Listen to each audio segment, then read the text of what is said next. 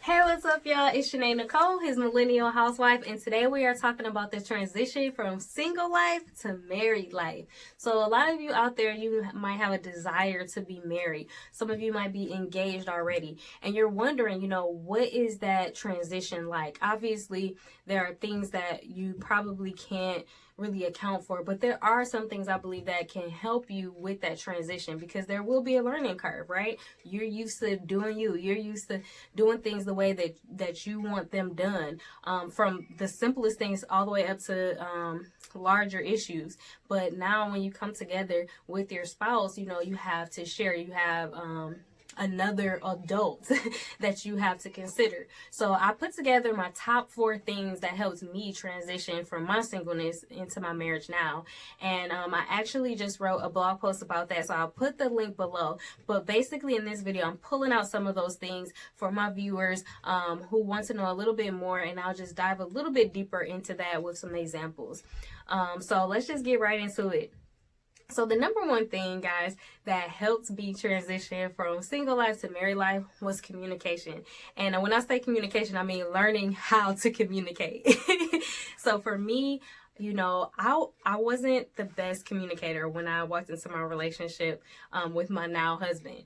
My experience with communication, it was like I didn't like confrontation, and sometimes, I didn't even like debate. Like if it got to the point where there were 2 opposing views, it would kind of feel like an argument. A lot of times when I feel like it could go there, then I just kind of retreat. I would try to escape the conversation, or sometimes I would just shut down completely. Like if something that he did upset me, I just would stop talking. He'd be like, "What's wrong with you?" And y'all know you'd be like, "Nothing." I'm fine. We good, but your actions, your attitude, everything is blaring like everything is not okay. But I had to learn how to put those emotions into words, and that actually took practice because I wasn't used to doing that.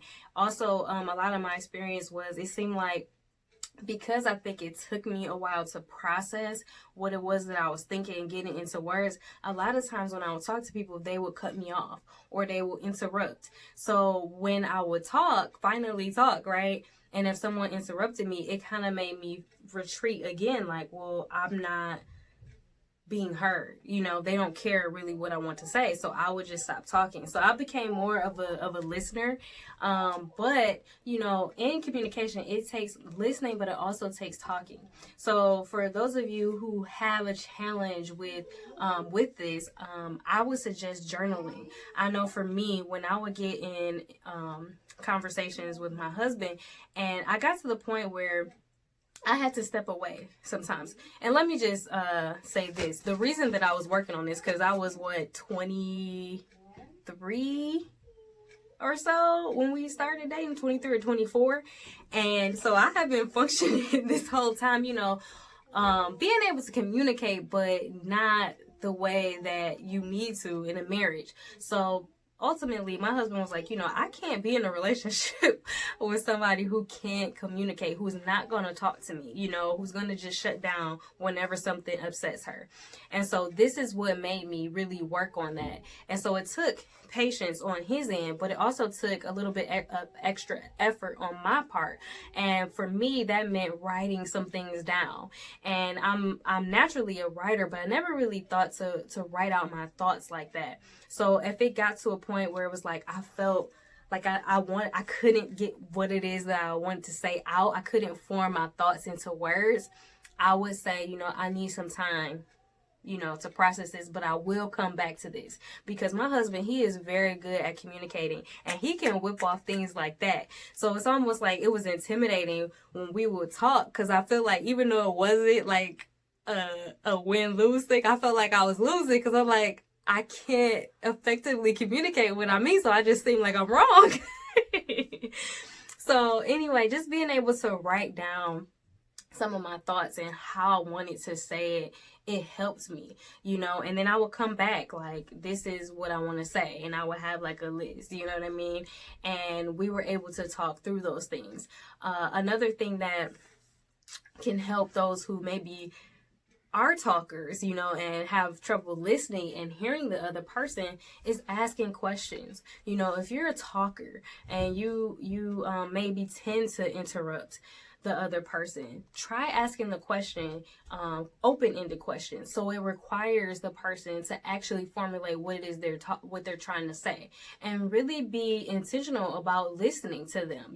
Don't just think automatically, okay, how am I going to respond to this? Because, if you got a lightning fast mind, you already have a response, a rebuttal, and that's not really the goal in communication. The goal is to have healthy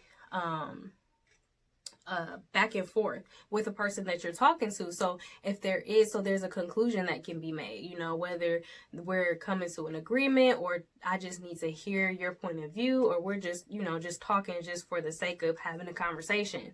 Whatever that looks like, there is two-way communication with that. And a lot of times I think, we do that with God. We're so busy talking and telling him what the issue is and what we want and what we expect, and telling him what we need from him.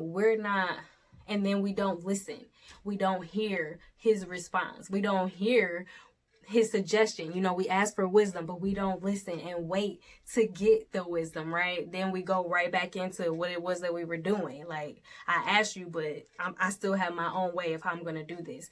So really, like I said, that learning how to effectively communicate really helps in my marriage. And, we came across a lot of different issues once we have been married. We've been married it'll be 6 years in June. And so we've come across a lot of different issues, but addressing this communication thing has been huge for me, because we've literally been able to talk about anything. And we did this even before we got married, because like I said, I worked on this before I got into the marriage. So when we went to marriage counseling, and I talk about, I suggest Christian premarital counseling, because we talked about everything. There wasn't anything that was left off the table. We talked about things like, okay, well, how do you like to fold the clothes? Or how you like the toilet paper, over or under, you know what I'm saying? It always seems like it's opposite, right? Do we ever agree? But it's like those little things that we talked about that could prevent an argument once we were married, because we already kind of know what the other one expects or how they do things, the communication for how we're going to do our finances. A lot of times there's a communication gap on what it is how you're going to run your finances. Some people end up having separate finances and things like that, but ultimately, you need to talk to your spouse on what's expected, and y'all need to have an agreement. And something that helps me and my husband was we looked at the word. We let the word be the standard, so that when we did come together and talk about things, if there was a disagreement or something like, I'm not sure how I want to do this. Sorry, that's my notes. We were able to, like, okay, let's see what the word says about it, and kind of go from there. And he was our final say. And then we formed our opinion to that word. So getting back into this, there were a few scriptures that I listed in the blog, but I just wanted to go to a couple. One is Ephesians 4:29. So I'm going to turn to that. Ephesians 4:29, it says, "Let no corrupt communication proceed out of your mouth, but that which is good to the use of edifying, that it may minister grace unto the hearer." So this just speaks to how we communicate. You know how people say, it's not so much what you say, but it's how you said it, right? So it's like, the way that I communicate makes a difference. The tone of speech, the words that I choose to use, my expression, all of that, it matters. And the Bible talks about how we're supposed to communicate things in love. So we're not yelling, we're not berating the person, right? We're not putting them down or making them feel like their opinion doesn't matter just because that's not what we think or we can't relate, right? So the point is, when you walk into your marriage, think of that. When you have those heated conversations or those opportunities to kind of go off on your spouse, think about, okay, I don't want anything corrupt to come out of my mouth. Is what I'm saying going to help my husband, or is it gonna hinder him? Is it encouraging him, or you know what I'm saying, or is it putting him down? Because it says that we're supposed to be saying things to edify. You know, a lot of times we poke fun at each other, and it's fine to have fun with your spouse, of course. You know, I have tons of fun with my husband, but I had to tell him there were certain jokes and stuff that were off limits, so to speak, you know what I mean? Because we come from different backgrounds, and that comes from communicating. You know, we didn't talk. His family was a little more blunt and brash, but mine, it was more like we didn't say certain things, or we were very encouraging. And some of that was because I was so insecure when I was growing up. So, you know, my mom, she was very particular about how she said things to me and what she said. And then I get to my husband's family, and they just be cracking on one another. I'm like, why y'all being so mean? You know what I mean? But they're playing. So this comes into it too, like just being able to communicate, okay, this is what I'm used to, this is what you're used to, and it doesn't necessarily mean right or wrong, but by us talking, we can understand why the other person is that way. You know, I know that my husband isn't trying to diss me, come at me when he's playing, you know, playfully playing, and I had to tell him it was some things you don't play about. You know, so we were able to kind of come to a medium with that, and we both kind of changed to get to that point. So that's just one scripture, and then I'll just read one more. I know Proverbs 18:2 and then 13. That's in Amplified. So I'm gonna grab my Amplified version. Y'all know I love Amplified because it just breaks things down a little bit more. I went to Bible school, y'all can find Proverbs. I said Proverbs 18:2. Let's see. It says, this speaks to, you know, always knowing what to say, right? Being quick to say. It says, a self-confident fool has no delight in understanding, but only in revealing his personal opinions and himself. So this is talking about when I spoke about if, you know, you're one of those people who tend to talk a lot, but you're not listening. You're not hearing what the person is saying. You know, you can have a conversation with somebody and then you be like, oh, when did you do so and so and so? And they're like, I just told you. Like, you weren't listening. You got to listen. But this is pride, you know, self-confident fool. They don't care about understanding. All they care about is saying what they have to say, proving their point, right? That's what it means when it's talking about revealing their personal opinions. They're just trying to make themselves look good. So we just have to be mindful that we're not doing that. And then verse 18, verse 13, it says that he who answers a matter before he hears the facts, it is folly and shame to him. So again, in marriage, you'll have opportunities, you know, to jump to conclusions, right? Our thoughts can take us somewhere where real life ain't even step foot in, but our minds can just take us places, right? Our own minds, and then Satan can put thoughts in our head about negative things. But it's like a fool, they answer before they don't know what really is happening. So this goes back to seeking to understand, right? I'm not just going to jump to a conclusion with my husband. I want to make sure that I ask him the question. And we actually recently had a conversation about this, you know, like if you thinking something, don't just go through the reactions, you know, of you being angry. Now you because you thought something in your mind and you just jump to that's the conclusion, then your whole countenance changes, your whole attitude changes before you even know if that's true. And he's like, just ask me and then I'll be able to tell you, and then we can handle that right away. So that's definitely something that I need to remember, you know, even with learning communication. I've learned a lot before we got married, but you know, we're still learning. We're still seeking to understand. We're still seeking that good communication for both of us. So just remember that, you know, be upfront with your spouse, you know, ask them questions. And, you know, when you're building trust, then you can actually believe what it is that they tell you, right? Because you're able to trust their answers, you know. So that's just something that I think was helpful for me. So number 2, I'm just gonna keep going.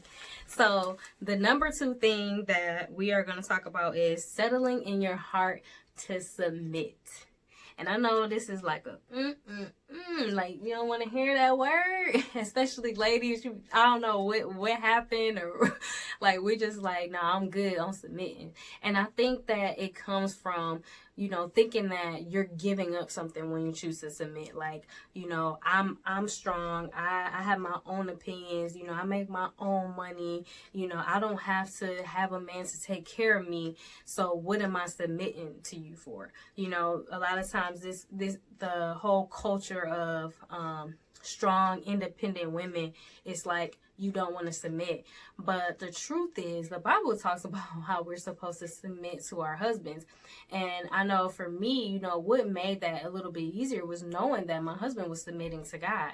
So single ladies, you know, make sure that you're not just picking somebody for the wrong reasons. You know, pick somebody that God has put before you. You know what I mean? This is somebody who you want to have, somebody that has a heart for God. So they're leading you based off of how God is leading them, you know? So there's a higher, I don't want to say hierarchy, but you know, he's following God, you're following him, allowing him to lead in areas. And so ultimately you guys are both following God. And you know, I talk in the blog about how both men and women submit to one another, you know, but this is a heart attitude. A lot of times we, like I said, we just kind of clam up when we hear that because for whatever reason. And a lot of times that reason is pride. You know, we don't want, it's something about, we don't want people to tell us what to do. And this is something that you can ask yourself as a single person, to know, like, okay, am I ready to submit? You know, how are you with your boss? Are you able to submit when they tell you what to do, you know, or you do have an attitude like, don't nobody tell me what to do, you know? Or if somebody's trying to tell you or show you how to do something, there might be something you don't know how to do, but can you take direction? Or do you kind of just get tight when people are trying to tell you what to do? Like, I could do it myself, even though you don't know how to do it. You know, these are the type of attitudes that we can get. And it kind of lets us know if there's kind of like that seed of pride in there. And the Bible talks about how we have to have humility. You know, Jesus himself, he humbled himself, right? He didn't think of himself too highly. And he was a creator to come down with the creation, you know. And this, it says, let this mind, that same mind that was in Christ Jesus, be in you. So if he was humble, most definitely, you know, that we need to be humble. And there is an expectation from God for us to be humble. So, it was something else I want to say about submitting. So the reality is everybody is submitting to someone, right? We're submitting, like I said, on our jobs. You know, maybe you choose to submit yourself to your pastor in your church. You know, can they say things to you, or is it that, you know, you just get up and leave when the pastor says something that you don't like or something that you don't understand, when you know that God put you in this place, but you're ready to up and leave because they done rubbed you the wrong way. You know what I'm saying? That's a sign that, you know, you may have issues with submitting. And so, like I said before, like, this is a heart attitude ultimately. So if this is an issue for you, I know for the scripture Philippians 2:3-8, I'm going to go ahead and read that. And that was the one about letting this mind be in you that was also in Christ Jesus, who being in the form of God, thought it not a robbery to be equal with God, but he made himself of no reputation, and took upon him the form of a servant, and was made in the likeness of men. And being found in fashion as a man, he humbled himself, and became obedient, even unto death of the cross. And wherefore God also hath highly exalted him, and given him a name which was above every name. So him being humble, it put him in the position to be exalted. And I think First Peter talks about that. You know, humble yourselves now, so God can exalt you in due time. And there's so much with submitting in the marriage, you know, because when you're willing to do that, it shows that we're allowing our men to lead, that we trust them. You know, we do have to make sure that we are being considerate of our men, you know what I mean, and letting them be the man. You know, contrary to what society would say, there are differences in a man and woman, and they have different roles. And I think that we thrive when we allow ourselves to stay in our lane and be in those roles. So another scripture is Proverbs 29:23. So we're going to go to that. Excuse me.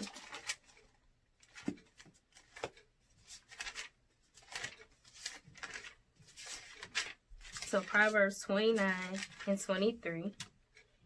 And it says that a man's pride shall bring him low, but honor shall uphold the humble spirit. So again, just talking about being humble. And I say that because a lot of times the issue with submitting comes from a prideful heart, a prideful attitude. So I think that that's the root that we have to attack if you find yourself having a hard time to submit.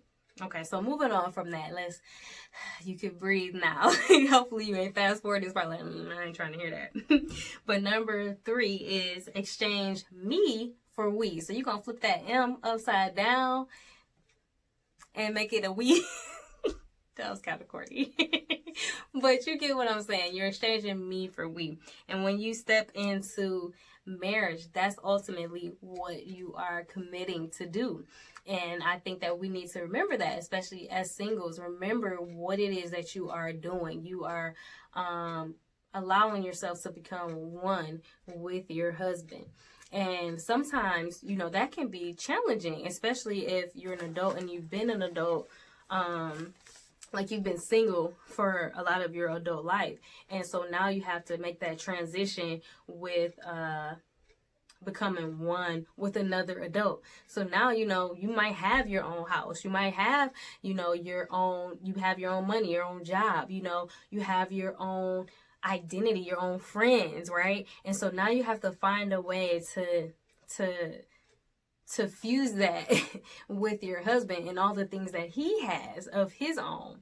And now my stuff is our stuff. His stuff is our stuff. And you have to kind of navigate through that. So coming in, I think what will help that is kind of making that mind adjustment before you step into the marriage and remembering like, okay, it's not just myself. It's not just about me. And that takes just a mind shift. Maybe you're used to coming home like after work, right? And you might just be used to, okay, I'm just gonna pick up something to eat right quick. I'm about to sit on this couch and I'm gonna chill until I fall asleep. And that's been like, that might be your routine for the week because, you work so hard and you're just ready to just relax when you get home. Well, that might not work once you're married. And it may work, I don't know. But the idea is thinking and getting your mind shifting to, okay, just because this worked for me and how I did things, it may not work for us and how we want our house to run. So this again is where communication comes in, talking to each other. Do you expect me to cook? Do you know what I'm saying? Do you expect me to clean up when I get home? Or what chores are you guys, how are y'all gonna divvy that up? But ultimately it takes you guys just getting in agreement. And the Bible talks about the value in agreement. You can't do things, especially in the marriage. It makes it hard when one person is trying to go this way, do it his way, and then you're trying to do it your way. You know what I'm saying? It's like there's no unity in that. But when there is unity, you guys are fighting in the same direction. You guys are working towards the same goals. Your prayers are lining up with one another, and that just sets you up for success. So this is why I say, start thinking about start thinking about how we want our family to run. And this may be different from how you were raised, right? Because how you were brought up and what you're used to, like I said, it may not be conducive to how you guys want to do things now. So that's just going to be something that you guys will want to talk about and remember. And so, and like I said, it just comes back to being considerate of one another, right? So now I'm not just gonna come home with food and don't have none for you. I didn't even text like, you hungry. You know what I'm saying? Because this does take a shift. Like, I'm used to just having to think about me, but now you have to be considerate. Now I have to be considerate before I just spend this money on this purse or whatever it is that you want to buy. Now I'm being considerate. And like I said, this might be different for you and your husband, depending on what you guys have talked about and what you've agreed on. But the idea is I'm being considerate of the other person. I'm thinking of them, even when they're not around. And people, if you have kids, you understand that you're thinking of them constantly. And it starts with your mate. If you don't have kids yet, it starts right now. You know what I'm saying? With your husband, like, okay, what would they think about this? How do I want to do this? And like I said, a lot of times they might not matter or they may not care, but I at least will know that because I'm being considerate. I've asked them, I've talked to them, or whatever that might look like. And then, so number 5, and then I just referenced Amos 3:3, which talks about, how can two walk unless they be in agreement? And that just goes back to doing your thing, me doing my thing. We're not in agreement. There's no power in that. So just remember that. And then the fourth thing that will help you transition from single to married is praying and staying close to God. And this is really important, especially as single ladies, because I know, like, right now, if you have an intimate relationship with God, you may have been praying for your spouse for a long time, right? And those prayers, you're going to get a harvest from that. So continue to do that. But then once you get your boyfriend, your fiance, and then your husband, like, what are you going to do after that, right? But I want to encourage you to continue your prayer journey, your staying close to God, even throughout your marriage, because it's going to be priceless. There's nothing that's going to really compare to that, because as we do that, God can get inside of our marriage. He becomes, the helper. He becomes the finagler in things. Maybe there's something that you guys do need to talk about, but there's, y'all egos might be involved. Well, you're praying and staying close to God will kind of help soften both of your hearts. He'll give you opportunity to bring things up to him, and the right opportunity to talk, to keep it peaceful. By you praying, there may be something in the distance that you don't even see, but because you prayed, God can, handle it without you even really knowing it, before it even becomes an actual issue. And one of the things that I didn't talk about with becoming we, and it kind of fits here too, is, a lot of times women, we don't want to lose ourselves, right? Sometimes you hear like, well, you changed once you got in your relationship. And I think you're gonna change, of course, right? Because now I'm a wife. Now I have him to consider. So now I can't just go out with my friends whenever I want. You know what I'm saying? Now I have to consider him and what it is that I need to do at home. So of course you're gonna change. But I want to encourage you that, you can still be yourself. You can still be complete. And that was the point that I was making before in becoming me. So you can still be complete in God, you know what I mean? Because when God brings you together, he's bringing together two wholes. So in this one, with staying close to God, it allows us to really keep our identity, because our identity is found in Christ. So I think it's when we start to kind of pull away from that and start putting more of our identity into our marriage, into being a wife, we can kind of lose everything else about ourselves. And then we start to put pressure on our husbands to be something that he wasn't called to be. Like, your husband isn't your happiness, right? Your husband doesn't complete you. There are things that he can do that can encourage you, that build you up, of course. But there are some things that only God can fulfill. And when we're not getting that from God and we're starting to look at it to get it from our husbands, we come up short. That's when we start to feel unhappy. Like, he's not the same. He's not doing what he was doing before. Like, no, everything is the same, but you changed. You drifted from the vine. You're supposed to stay connected to the vine, which is Jesus Christ. So we need to make sure that we're making time for God, because the time is going to change. When you're single, you're able to pretty much do whatever you want. You have your schedule. You can change it when you want to change it. You're in charge of that. But it might change when you get married, because like I said, we're being considerate now, right? So every moment isn't ours anymore. Now we have to share our time with our husbands. And then when kids come in the picture, that's a whole nother thing.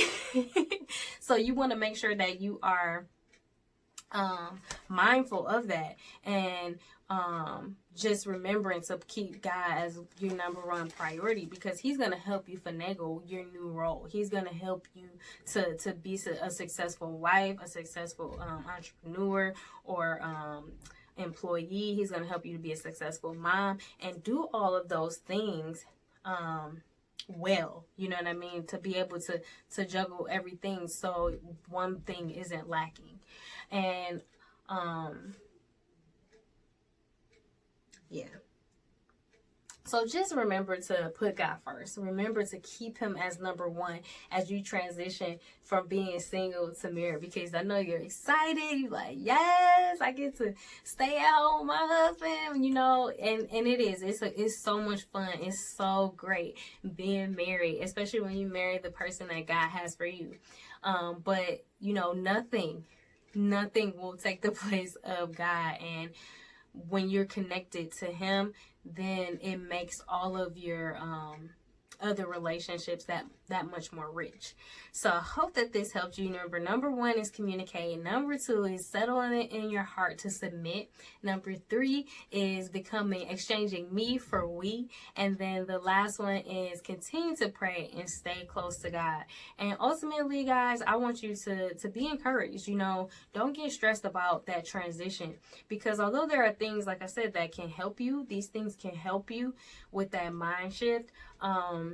God is gonna give you new graces. I mean, you're not graced to be a wife right now. So there are gonna be things that it's like, oh, I didn't think about that, But when you say I do, when you become one with your husband, that comes with new graces, that comes with new abilities, new anointings to function in your wifely duty. So don't stress about it. Just trust God.